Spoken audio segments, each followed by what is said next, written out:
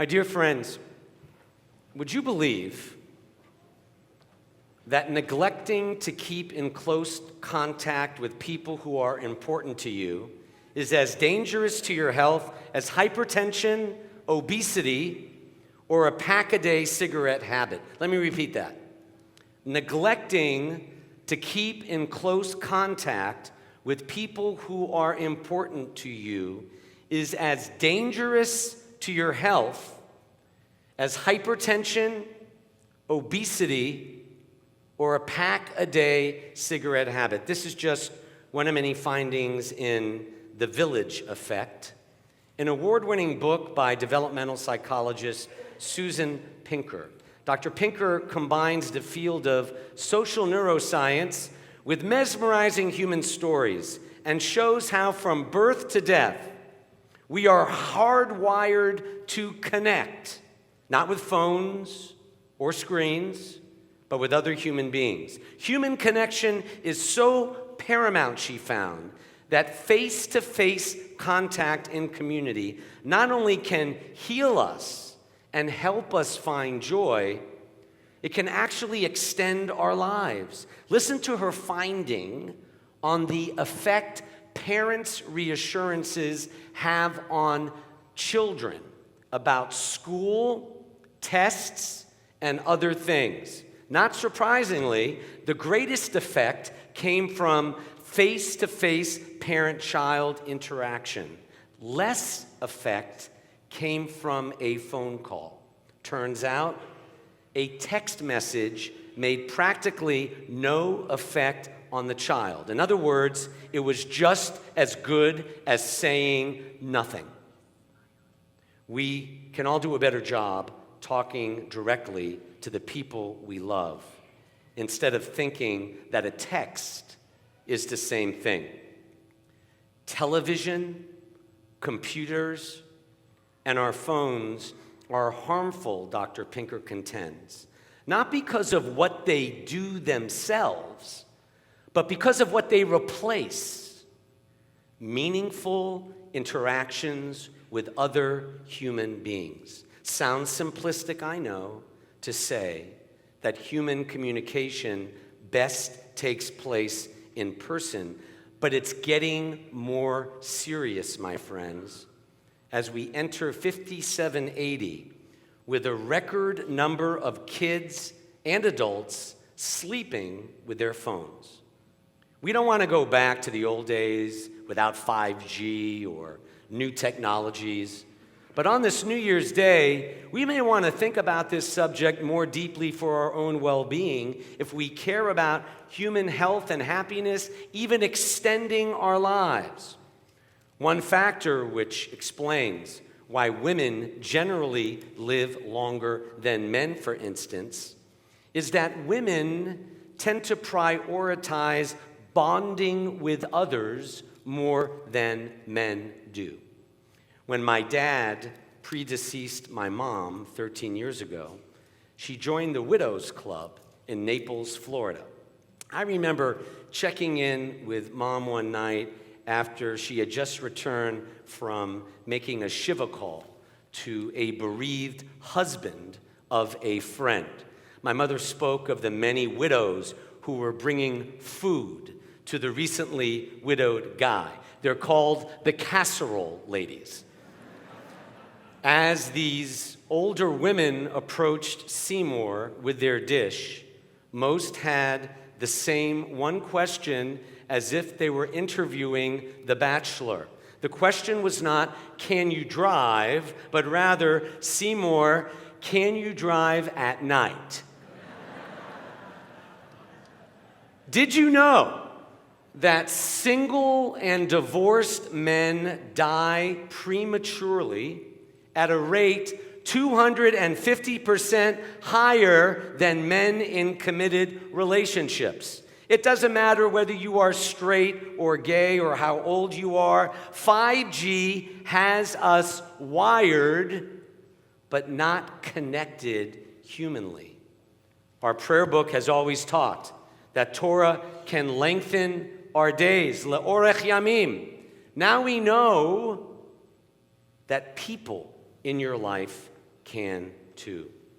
Women are living longer than men on average, except for one place in the world, an Italian island in the Mediterranean, where there are 6 times as many 100-year-old men as there are on the mainland, only 200 miles away. On that Italian island, there are 10 times as many 100-year-old men as there are in the US and Canada. It's the only place in the world where we know of where there is a statistically significant number of men living as long as women.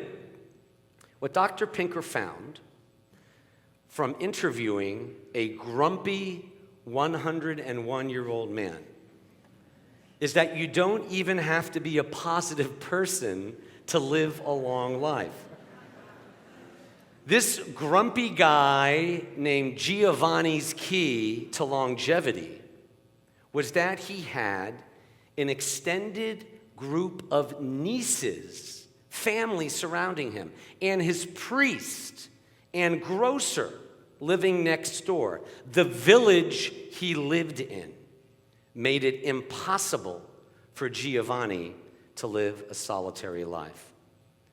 So much for the Jewish comedian George Burns, who once said, "Happiness is having a large, loving, and caring family in another city."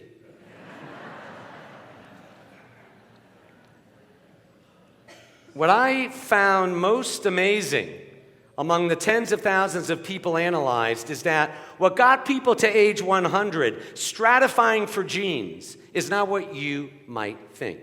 The study looked at every aspect of life cycle: diet, exercise, marital status, how often one goes to the doctor, whether one smokes or drinks. Surprisingly, diet and positivity are not the top predictors of longevity. Even clean air is not a top predictor for how long you will live. Neither is hypertension or weight, and how much you exercise is only a moderate predictor. So what's higher than what I've mentioned?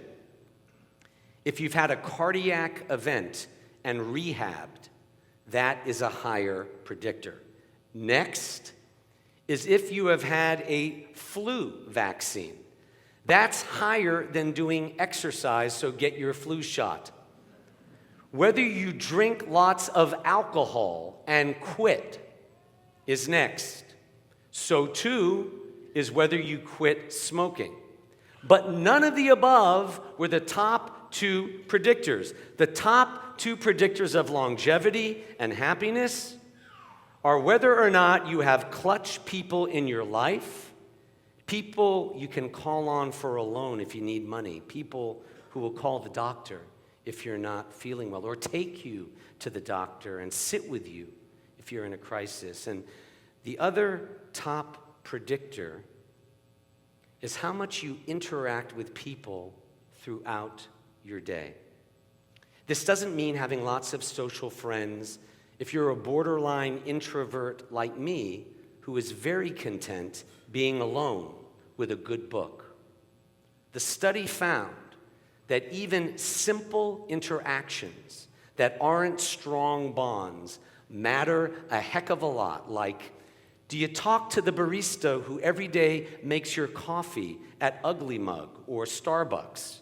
Do you talk to the woman who walks by your house or apartment every day with her dog? Do you play bridge or poker or have a book club? What the research shows is that these daily interactions are among the strongest predictors of how long and healthy and happy you will live. This power of face-to-face contact explains why women in breast cancer support groups are 4 times more likely to survive their disease than loners are, and why stroke recovery for men is statistically more promising for men who play poker or meet a few buddies for coffee. The scientific explanation is that face-to-face contact releases a whole cascade of neurotransmitters. And like a vaccine, These neurotransmitters protect you in the present and, like a vaccine, into the future. Simply making eye contact with somebody, shaking hands, giving somebody a high five is enough to release oxytocin, which increases your level of trust and lowers your stress. Even animals like female baboons live longer when they have at least 3 stable face-to-face relationships. That's the magic number, not 30, 3. On this New Year's Day 5780, I want to reduce it to 2. For anyone connected to what past President Mark Halperin has termed the villages of Temple Israel. Doesn't matter what age or stage of life you're in to benefit from the Temple Village effect of this uniquely large and warm congregation. Young children and their families experience the sounds, sights, culinary aroma of Judaism on Tat Shabbats. Our youth in grades K through 12 really don't attend 3 schools. Here, they attend almost 30 different public and private schools. And they really do get face-to-face interaction with all the rabbis, Cantor, and most importantly, with each other, not only up to age 13, but especially after the bar bat mitzvah years, when teens go separate ways, beyond cliques and ephemeral clubs. A lifetime interpersonal Jewish connection is critical. We Jews age 50 and older seem to be asking the same 2 questions to young adults choosing Memphis to live or posing. What are those 2 questions? How can I achieve success and significance? And what can I do to improve the world and my corner in it? This Temple Village is a great place to start. For those unaware of our Reformed Jewish history, our Tikkun Olam work for the city we love goes back to saving dying Memphis children during the 1870s yellow fever epidemic. Almost 50 years later, in 1918, this temple led a citywide protest of the 1918 public lynching of a Christian man with black skin named L. Persons. Exactly 50 years after 1918, in 1968, this Temple Village was a founder of the Metropolitan Interfaith Association, MIFA. 50 years after that, 2018, we had already co-founded the Memphis Interfaith Coalition for Action and Hope, Micah. In between, in the 1990s through the 2000s, members of this village volunteered tens of thousands of hours on Mitzvah Day, spreading Jewish goodness to 49 worthy agencies, both Jewish and not. When one of our current trustees was a bar mitzvah, he and we built 2 habitat houses. I even stopped in the stairwells recently of a safe place for kids surviving sexual abuse and the stairwells of Plow Towers.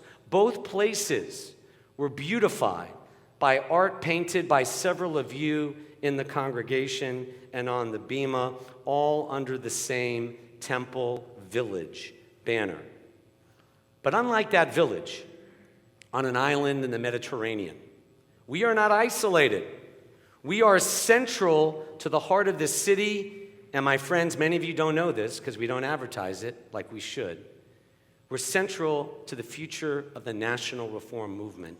In the Union for Reform Judaism, comprising 900 congregations in the U.S. and Canada, TI Memphis, as we're known, is looked to as a leader in everything from contemporary Jewish music and confirmation graduation to young adult community, early childhood education, and our social justice work beyond these walls. In this diverse Temple Village, with members who were raised Orthodox, conservative, Reform, and in other faith traditions, it is precisely our different backgrounds and experiences that have pushed us to become better Jews and better human beings. Temple is a serious religious community grounded in human dignity and in the image of God in every child of God. But my friends, community is not the same as homogeneity. As immediate past president of the Central Conference of American Rabbis, Rabbi David Stern observed, and I quote, "It's become common to hold that my community consists of the people who are just like me, who think as I do, vote as I do, earn as I do, speak as I do, pray and like the melodies I do, and share my positions on the news of the day." The problem with this, of course, is that as soon as you encounter tension, difference, or discontent in your supposed community, you decide it's no longer your community. Well, if that's how the rabbi thinks, or if that's the kind of speaker they invite, or if that's the version of Adon Olam they sing, then this must not be my place anymore. Rabbi Stern suggests, and I agree wholeheartedly with him, that a synagogue community should ideally be just the opposite. Not the place where everybody is just like me, but the place where our bonds of history, Jewish values, tradition, textual moorings, and horizons of people are so different that they can withstand and even invite disagreement over specific matters of practice or politics, but never principle. In other words, community ideally is the place where I gather with people who in various ways may be unlike me, and from and with whom I can learn and grow. There are many paths to common goals no matter what the issue is, but what has never wavered is the Torah's call to be a Mamlechet Kohanim v'Goy Kadosh, a model for raising compassion, ending bigotry, feeding the hungry, lowering violence, clothing the naked, helping the youngest child and the oldest senior, and not for charity or for our sake, our tradition says, but for God's sake. For God's sake, we are commanded to look out for the other instead of what is most natural to us if we are honest, our own greedy natures. One of the many great things about the Temple Village is our disproportionate impact in a Memphis Jewish community with barely 10,000 Jews. The other synagogues like ours in our movement are in places like Manhattan, where there are over 2 million Jews, or Atlanta, where there are 150,000 Jews. Back in Memphis, over 165 years of face-to-face engagement with this city with a soul has placed our temple in the center of our city's renewal as its Jewish faith leader, from downtown and crosstown to way out here, out east. We're also, my friends, at the center of the state of Israel's renewal. We are a cherished mentor for the Israel Movement for Reform Judaism, comprising 50 synagogues, 100 Israeli-born Reform rabbis, and heroic leaders who look to TI Memphis and the Memphis Jewish community for mentoring and support. Sadly, Israel remains the only democracy in the world where Jews like you and me still can't build the synagogue we want, even in the Memphis Jewish community's sister city of Shoham. Israel remains the only democratic country where Jews cannot be buried or married by the rabbi they want, even if only 10% of Israel itself is ultra-Orthodox and a majority of Israelis resonate to Reform Judaism's inclusive values and our seriousness about a two-state solution for Israelis and Palestinians.